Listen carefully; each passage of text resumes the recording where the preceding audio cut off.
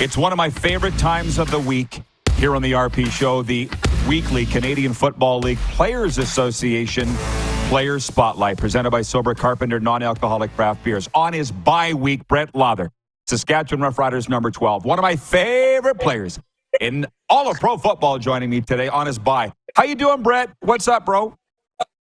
Oh, I'm good. It's been too long, man. It's good to hear from you. We have a lot of catching up to do. So let me start with this. How's the bye week going? Where are you? Did you sneak back to Nova Scotia, or what do you got going on? No, I'm staying in Regina for this one. Honestly, I've been golfing every single day, so I'm just enjoying it right now. Just getting ready to, I guess, go on the final stretch here and hopefully go on a run in November. But I'll be home for Christmas in Nova Scotia this year.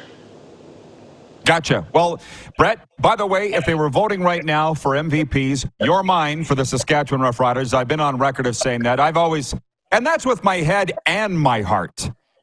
You've had a pretty good season, I would suggest. Can you talk about the team's season and then yours individually? Kind of been up and down for both. Yeah, no, it's honestly, I think it's great where we're at right now, especially dealing with some early adversity. We've showed a lot of depth at a lot of key positions too. And I think if the season just goes smooth and everything goes right for you come the fall, it's tough to win. So it's good for a lot of the younger guys to go through some of the growing pains early. And we kind of feel like we might just be hitting our stride. And the quarterback depth right now has been great over here too. So, and I feel the same way personally. Got a little bit of a, I guess, rocky start. Someone consider just a couple 50s not dropping, but been rolling since. And Korzak and Jorgen and those guys are making my job easy. So just having fun out here trying to put the ball through the uprights. Can you talk about not even through the uprights, how about your 85-yard rouge to win a game? Let's just talk about that for a second. That's a wild way to win a game against Edmonton way back in June. That's pretty cool. Yeah, that was a crazy ending. Still feel bad for Sims there. Obviously didn't know the rule at all, but yeah, I just tried to put one up there, and it was more or less trying to keep them from getting into short field goal range, and kind of caught a hold of it, got over the head, and to win like that, it's something I haven't really seen before on a kickoff at the end, but just glad we got the win. It's 2 points. That's why I've got you voted as MVP, because these are walk-off victories provided by your leg. There is 3 very tough jobs in the province of Saskatchewan. That's the premier, the quarterback of the Riders, and the head coach of the Riders. They've largely always been pretty good on the kickers, to be honest with you. But for Dickey, it doesn't matter what. They're going to be on his butt no matter what, because it's like that in Dallas with the Cowboys fans. It's like that with the Dolphins and their head coach. But he's been pretty good to you. What's your relationship with Craig Dickinson, Brett? Yeah, I mean, Dickey's part of the reason why I'm still playing pro football back in 2018 and giving me a shot. And he, like a lot of guys, takes a lot of flack in this province, but he knows, like myself too, I don't want to speak for him, that, it's because people care. So I'd rather be here where people care, and they're on you when you're not doing well, and they're praising you when you are. So there's lots of highs and lows, and maybe outside the dressing room, but in here we keep it pretty even keel, and the room's tight this year, and I think we've shown that we're not really letting anything slip in or anything like that, and you kind of have to in the bubble here in Sask, but he's doing a great job, and so is J.O. and Reynolds and everyone here, and doing a great job blocking out the noise and just trying to handle what we can, and we're only halfway through the season, so we didn't lose a Grey Cup or anything yet, and we're just trying to get into playoffs, and I know if you're one of those 6 teams that get in, you have the same shot as everyone else. He's just a good person. I also know the fans don't care about that, right? So I'm pulling for him every week. Brett, on a personal note, in one of the broadcasts recently, they said Brett Lauther's one of only 2 remaining Ticats from 2013 Grey Cup, which you played in Sask and lost. Sorry to bring up a wound, 45-23, but does that feel like a lifetime ago for you? Yeah, it does feel like a while ago coming out here. I'd never really been in Western Canada before that, had no idea what to expect, and that week during cracks and stuff, like just how cold it was crazy. The game was pretty nice, but that feels like a lifetime ago for sure, and hopefully still a lifetime ahead here playing too. So I'm just enjoying the ride. It's kind of surreal to look back and think about that sometimes, but just thankful for like friends, family, sticking with me for all those years and the ups and downs, and thankful for the fans and everyone out here for giving me a shot in this team and this organization.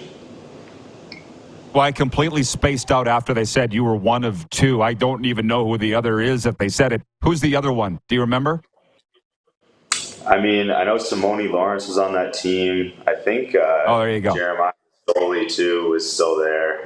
So there's still a few guys playing. Greg Ellingson, he's still a guy, too, that's around. So, Okay, maybe you're one of four, something like that. Hey, I got to ask you this, too. Touchdown Atlantic looked like a heck of a lot of fun, except for the game for the Saskatchewan Roughriders. How hard was it for you to answer those questions after the game where the Argos licked you guys pretty good and the media's asking you, how did it feel to play at home, Brett? It felt like you were biting your lip answering those questions after a loss like that. yeah, I mean, obviously the only thing you care about is winning or losing, especially as a player. But there's two sides to everything, and trying to grow the game and grow the league, and feel like a bit of responsibility as a player to try to lead this league better than when I came in. So just wanted to go out there and try to give it good answers and stuff like that as well. But it was awesome for friends, family, everyone to be able to come, and I think it was a big hit. Besides, really, us kind of taking a beating from Toronto there, but it's been a lot like our season. We've had a couple like that, and then we've been able to bounce back, and we've been in some pretty close games and stuff. So the touchdown Atlantic was awesome in Halifax. Besides the loss, and all we can do is keep moving forward. How often do you get asked if the CFL is going to expand to the Maritimes, and what do you say? Yeah, I mean, that's a super common one. Everyone's always asking. At this point now, I used to feel like I knew a little more before COVID and that it was actually going to happen. And at this point, it's tough to really say. I still hear some stuff behind the scenes, but I feel like a broken record myself. So I'm just at the point where if it happens, it's going to be awesome. If not, it doesn't. So hopefully it does. But I feel like there's going to be an announcement about a yes or no like this year. So it'll probably either put it to bed or else it will be something that's going to happen in the future. There won't be any more wondering after this year. And last one, how did your charity hockey event go? You told me about it ahead of time. And of course, I was gone in Florida when you played it. How did it go?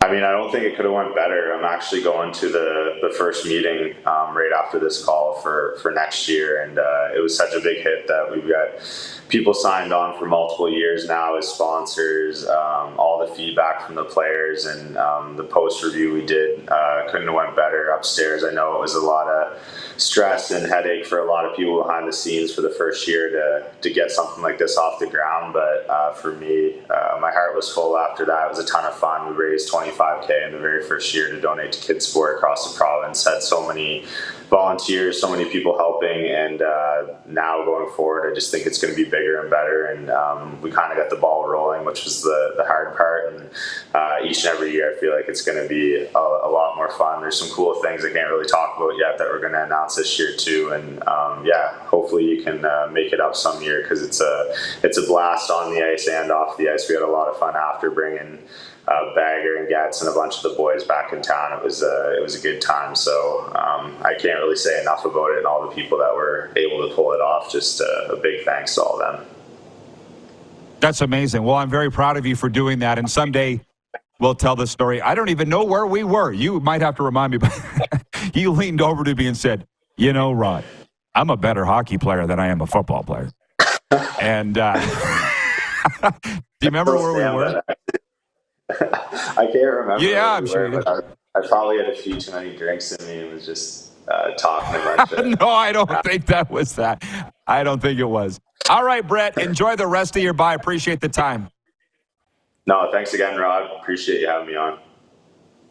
Always a fan here. Brett Lauther, Saskatchewan Roughriders kicker in our weekly CFL Players Association Spotlight, presented by Sober Carpenter Non-Alcoholic Craft Beers.